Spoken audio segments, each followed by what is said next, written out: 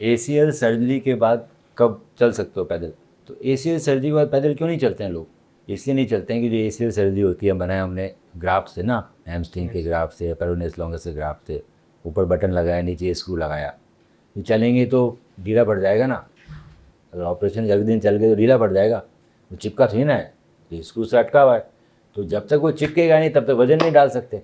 इसीलिए वॉकर रहता है, बाहर ब्रेस रहता है, बेंडिंग कम होती है।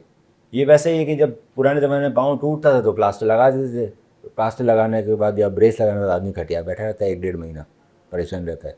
अब नया ज़माना आ गया, उन्होंने क्या किया, हड्डी टूट गई, अंदर रॉड डाल दी, फीमर टूटा, फीमर रॉड डाल दी, टीमर रॉड डाल दी, आदमी चलने लग गया 5 दिन से। सो एसीएल के अंदर भी अगर हम चाहते हैं कि हम जल्दी चलें तो जो बाहर का जो ब्रेस है ना वो लगाते हैं सपोर्ट के लिए, ताकि लिगामेंट कच्चा है, चिपका नहीं, उसको सपोर्ट मिले, वो अंदर लग जाता है, उसको बोलते हैं internal brace. So internal brace लगेगा तो पहले दिन से चल सकते हो, पहले दिन के टायर बैंड कर सकते हो, ना कोई रेस्ट्रिक्शन नहीं है। पर बिना ब्रेस के नहीं चल सकते, या तो इंटरनल ब्रेस हो, और अगर एक्सटर्नल ब्रेस लगेगा तो फिर वॉकर है, इंटरनल ब्रेस लगेगा तो फिर पहले दिन चल सकते हो।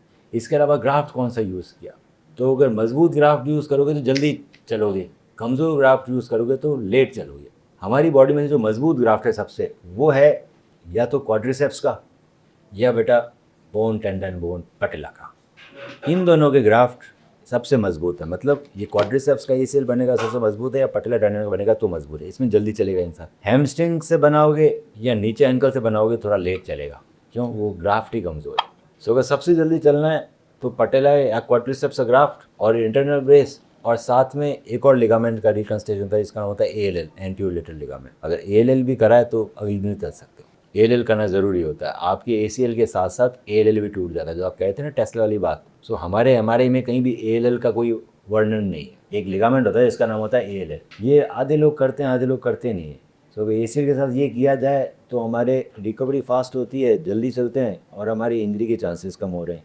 सो बेसिकली बात यह है कि बेटा आपका एक तो पेरोनेस लॉन्गस से एसीएल बना हुआ है, उसमें इंटरनल ब्रेस भी नहीं है, ये जो ग्राफ्ट है वो भी कमज़ोर है। क्या होता है बेटा बाहर के ब्रेस है या अंदर का ब्रेस लग जाता है, ये इंटरनल ब्रेस है। इंटरनल ब्रेस क्या होता है, ये मैं आपको दिखा रहा हूँ, मैके क्लिनिक, ये वर्ल्ड का नंबर 1 डॉक्टर मानते हैं इसको एसीएल का, गॉर्डन मैके, अभी से एथलीट यहीं जाते हैं। सो इंटरनल ब्रेस होता है ये, बाहर के ब्रेस के जगह अंदर लग जाता है।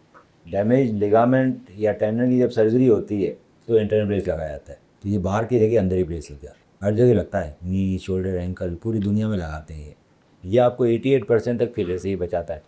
बेसिकली चोट लगती रहती है, इंटरनल ब्रेस बचाता रहता है। इस इंटरनल ब्रेस को आए हुए 15 साल से ऊपर हो गए, अंदर ही एसीएल के ऊपर ही लग जाता है, काफ़ी ज़्यादा सिक्योरिटी देता है और बेटर करता है जल्दी। बट अब उसका काम खत्म हो गया, आप लगवाते नहीं लगवाते, आप तो ऐसे ही अभी भी ठीक ही हो ना।